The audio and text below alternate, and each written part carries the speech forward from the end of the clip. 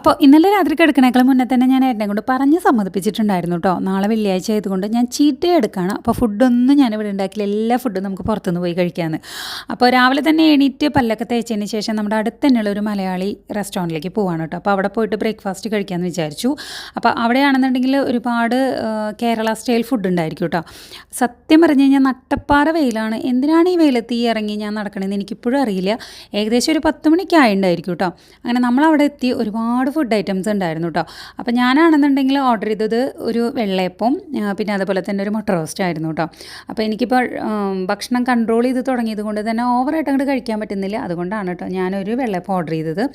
അപ്പോൾ ഏട്ടനാണെന്നുണ്ടെങ്കിൽ ഒരു നെയ് റോസ്റ്റും പിന്നെ അതിൻ്റെ കൂടെ ഒരു ചിക്കൻ കറിയും കൂടിയാണ് കേട്ടോ ഓർഡർ ചെയ്തത്. പിന്നെ നമ്മളൊരു ചായയൊക്കെ അവിടെ നിന്ന് കുടിച്ചു. അത് കഴിഞ്ഞിട്ട് നമ്മുടെ കൂടെ വർക്ക് ചെയ്യുന്ന ഒരു പയ്യന് ഒരു മസാല ദോശയും കൂടി വാങ്ങിച്ചിട്ട് നമ്മൾ അവിടെ നിന്ന് ഇറങ്ങി കേട്ടോ.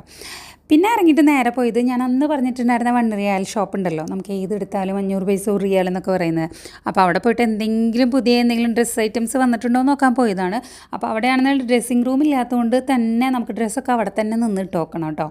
അപ്പം ജസ്റ്റ് വെറുതെ ഒന്ന് വെച്ച് നോക്കിയെന്നേ ഉള്ളൂ. പിന്നെ ഈ വെയിലൊക്കെ കൊണ്ടുവന്നേലേ എന്ന് വിചാരിച്ചിട്ട് ഞാനൊരു ഫേസ് മാസ്ക് ഇട്ടതാണ് കേട്ടോ.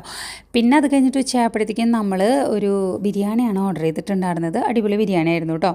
അപ്പോൾ അതിൻ്റെ കൂടെ പായസം കൂടി ഉണ്ടായിരുന്നു. അപ്പോൾ എനിക്ക് കിട്ടിയ ബിരിയാണിയിൽ ഒരു ലെഗ് പീസ് ഉണ്ടായിരുന്നു.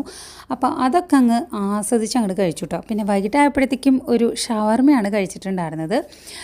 അപ്പോൾ അത് കഴിക്കുമ്പോൾ ഒരു വിഷമമുണ്ടായിരുന്നു. കാരണം നാളെ എനിക്ക് വെള്ളം മാത്രം കുടിച്ചിട്ടുള്ള ഒരു ഡേ അല്ലേ എന്ന് ആലോചിച്ചിട്ട് കേട്ടോ. അപ്പോൾ ഇന്നത്തെ ദിവസം ഇത്രയേ ഉള്ളൂ കേട്ടോ.